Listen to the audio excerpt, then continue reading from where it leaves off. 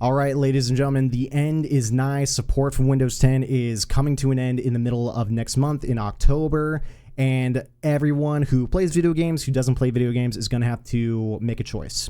Stay in Windows 10 with outdated support or absolutely no support whatsoever for their computer, or drop money that a lot of people do not want to drop, myself included, to get a completely new computer to get Windows 11, because Windows 11 for the most part does not want to run on old hardware. I'm not sure where the line is split between old hardware and new hardware where they can get the upgrade to Windows 11, just an OS update more or less, or how many people actually need to drop hard cash on brand new PC parts to be able to upgrade to Windows 11. I imagine I probably would, because my computer I built back in 2018. So I'm probably in that camp of I need a new computer in order to get 11. But if in the context of us playing video games, we're going to have to make a choice whether or not to upgrade to Windows 11, because a lot of games are going to force that upon us, or we just don't play those video games at all. So we will be taking a look at a couple articles, one from Game Rant, two from Game Rant actually, and one from Games Radar. Also, I looked up some additional information from ChatGPT that we'll take a look at. But before we get into that, be sure to like this video if you guys like it, and be sure to sub to the channel if you guys want to. We drop videos Monday through Friday every single day except Sundays and Saturdays. Saturdays we stream at 9 in the morning Pacific Standard Time. So let us go ahead and get into this first article. Call of Duty Black Ops 7 reveals a major anti-cheat update. This plays into the whole OS issue. So we'll take a look at this in a little bit. Call of Duty Black Ops 7 has shared some major updates. Let me scroll down actually a little bit. Has shared some major updates coming to its anti-cheat system that will be available soon. As Black Ops 7 continues its attempts to address a well-known problem in online gaming and ensure that players have a positive experience with the upcoming title, fans are eager to see if the end product is successful. Now we go down a little bit, and we'll find out what exactly they've added into it to make it perform significantly better. So let's go and look at, in this blog post, the developers of Call of Duty Black Ops 7 revealed that a new machine learning system and detection tools will be implemented to make cheating more risky and less effective. New machine learning system. So I take that as Ricochet is now implementing a AI supported anti-cheat system, which effectively will be able to find people, I think, a little bit faster, more consistent than other anti-cheats. I'm not sure what other anti-cheats use AI, or if they're more programmed in a very different way. Be sure to let me know in the comments down below if you guys know if anything that's like super effective or cutting edge with its anti-cheat. But nonetheless, this Ricochet update is looking pretty hardcore, especially again with the new machine learning system.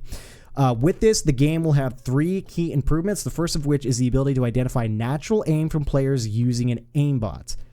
So begs the question how this is going to work, and whether or not it's going to be able to tell the difference between a very skilled player who's got great lock-on, great flicks, great tracking, and if it can tell the difference between the two. And can the cheaters find a way to kind of drop off the snap-on precision of their cheats to make it look and feel a little bit more real?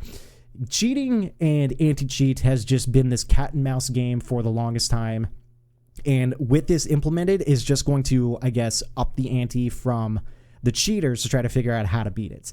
And then I wouldn't doubt, since they're possibly using AI machine learning system in their anti-cheats, we're going to start using AI and machine learning in our cheats to basically combat it. And then you're just going to have AI versus AI, and this rabbit hole is just going to keep going into infinity to the point where, you know, no one knows what's going on anymore. So I don't know how well that's going to work, but we're going to find out.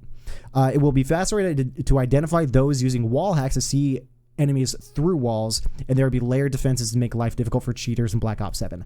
I'm not sure what make life difficult for cheaters in Black Ops 7 is supposed to mean, but the wall hacks I can totally see. If someone consistently is always pointing their crosshair at someone on the other side of the map, I can imagine, yeah, the AI is going to look at that and be like, there's no way you knew that person was over there. Sure, gunfire could go off, explosions, and then you look that direction. It's like, oh, I think some people are over there. I could see the machine learning being like, okay, there was information that was passed from one player to another, so sure, you were able to pick that up.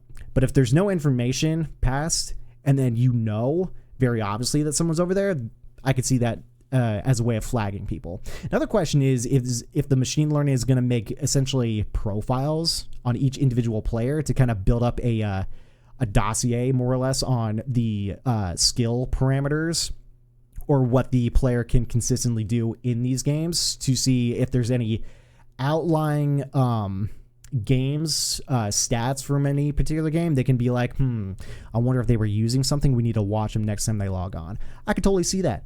I'm not entirely sure. But again, this is just upping the ante a little bit, using machine learning systems and detection tools to make this Ricochet system that much better than previous attempts and probably other anti-cheats. I'm not entirely sure. I'm not sure where the arms race or anti-cheat is going. All I can say is this is pretty impressive. But how this hooks into the Windows 10, Windows 11 debacle, schism, if you will, in order to use this new anti-cheat system, which you have to use for playing the new Black Ops 7, you need to enable two pieces of software. So let's go ahead and move over to this other article that's linked into that first article. Activision reveals anti-cheat requirements to play Call of Duty Black Ops 7 beta on PC. Naturally, play to beta means that you'll have to have these enabled when you play the full release. But during the beta, you needed to have, let's see. PC players joining the Call of Duty Black Ops 7 open beta in October must have both Secure Boot and Trusted Platform Module 2.0 enabled in order to play. Now, from what I've been able to find, Secure Boot and Trusted Platform TPM 2.0, I know nothing about. They come enabled on Windows 11 from the get-go. So you are good to go. You can download the game, play the game, you're fine. With Windows 10, you need to figure out a way to get them enabled. I don't know how. I could care less because I'm not going to be playing Black Ops 7 anytime soon. So you may have to update your system and manually enable Secure Boot. You may have to, do a little bit of a deep dive. It may be the simplest thing in the world. Be sure to comment down below if it's like super easy, just flicking a switch in the background. Sure, totally get it. But with Windows 11, it's a little bit less of a curveball. You're just good to go. The new OS has better features to enable developers to make their games run and be a little bit more protected. Totally makes sense with OS updates and both Microsoft and developers kind of talking back and forth. So when it comes to Black Ops 7, less of an issue with the Windows 10, 11 debacle. However, if we move over to this other article, Capcom is warning that it will no longer guarantee Monster Hunter Wilds, Rise, and World, all three titles, will run on PCs using Windows 10 as of mid-October. Also advises Wilds players to check your dang drivers. We'll forget about the drivers part. It's more their fault, let's be honest. But no, straight up, they have said, Capcom is warning players, if you guys do not upgrade to Windows 11, you will be locked out of not only the new game, but the two older titles. The two older titles which came out in 2020 and 2017, roughly, give or take. So straight up, Capcom is saying, upgrade to Windows 11, otherwise no more Monster Hunter for you. And that's tough, not gonna lie. I haven't played World in a hot minute, and I would love to play Wilds, but my computer's too potato. Again, also not really my fault. There, I believe in this article or somewhere else, Capcom did come out and say that, yes, CPU and GPUs, they're not optimized well for our game. We are dropping I think a bit of a major update for optimization sometime in the winter of this year. So it's a little bit of you guys, less so of us. We can update our drivers. It's not the hardest thing in the world. We do it literally all the time, probably once a month. But you guys are just not optimized, but that's neither here nor there. With Windows 10's own Windows 10 update support ending October 14, 2025, Capcom says Monster Hunter Wilds, Rise, and World players still using this old operating system will essentially be on their own going forward. Again, a very tough statement to say to your player base. Upgrade or die. In a new Steam notice, Capcom warns that when Microsoft pulls the plug on October 14th, it will no longer guarantee these Monster Hunter games will run on Windows 10 systems. These games won't immediately become unplayable, of course, which, okay, we're good. We're good for a little bit. However, future system updates or game title updates may make the game incompatible on Windows 10 systems, and Capcom won't be fixing those potential and realistically inevitable incompatibilities.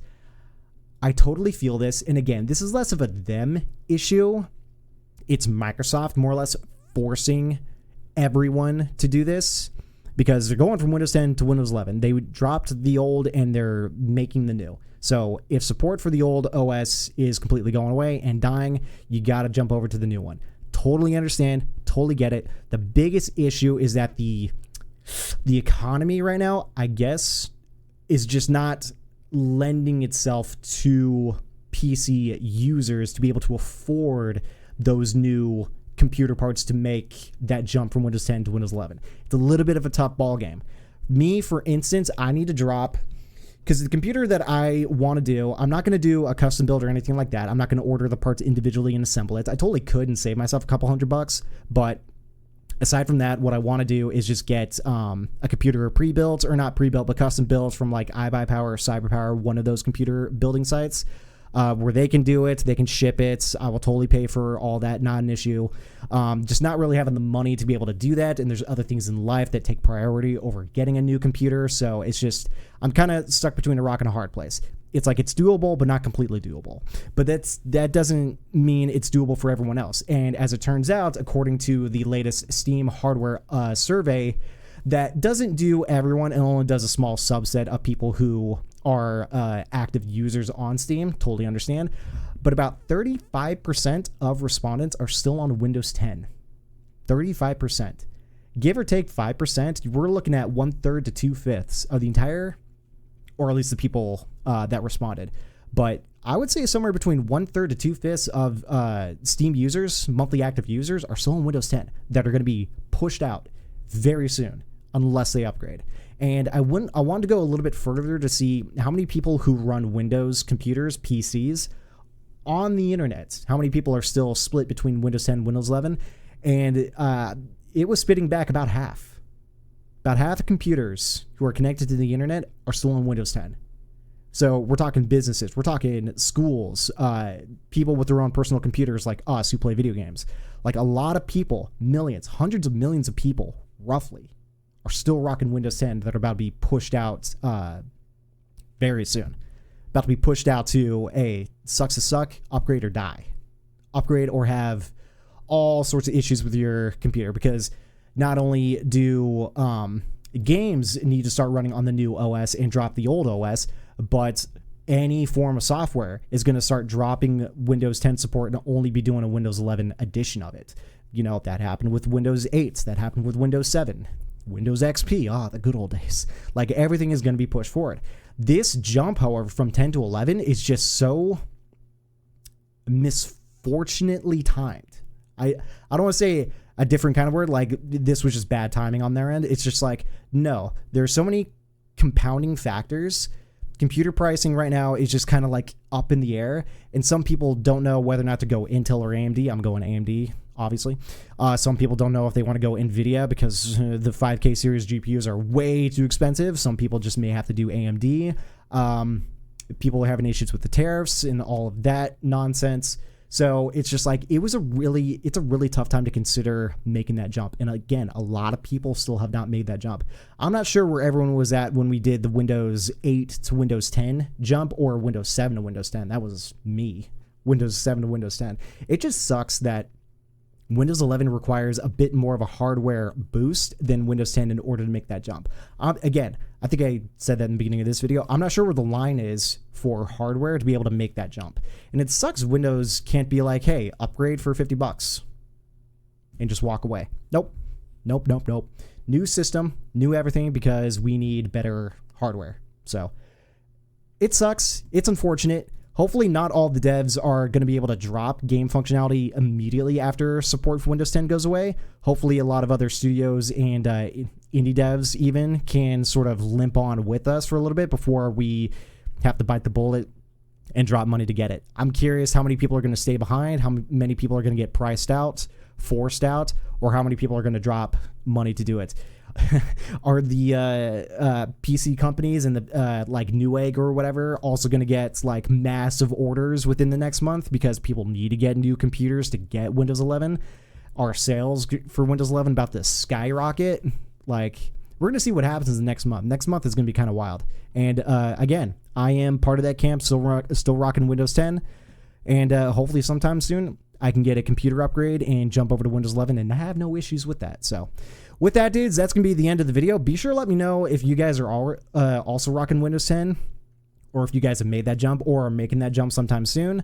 Whether or not you guys think this was bad timing on Microsoft's end, or again, no timing issue at all. It's just a bunch of compounding factors that led to this, again, schism, I would say, between 10 and 11. So it's going to be interesting the next couple of weeks to see how this goes down, what happens, who's flaming who on the internet. I don't know. Or maybe this all just blows over. Hey, Windows 10's dead. Time to move over to Windows 11. Totally feel it. So be sure to let me know your guys' thoughts down in the comments down below, and that's going to be it for this video. If you guys enjoyed this video, be sure to give it a like. If you guys enjoyed all the content that we've been posting for the past month or so, we're almost 1 calendar month into doing this. We'll be 1 calendar month tomorrow, right? Yeah, tomorrow. Sick. So with that, dudes, and also be sure to sub to the channel. We greatly appreciate it. It helps us out significantly. We are almost at 700 subs. It'd be awesome if you guys push us over the edge. I would really appreciate it. Yeah, we post videos Monday through Friday about 4 p.m. Pacific Standard Time, and then we stream at 9 in the morning Pacific Standard Time every Saturday. So with that, dudes, I'm out here. You guys have a good rest of your day. I will see you guys tomorrow for another video. Until then, I will see you guys later.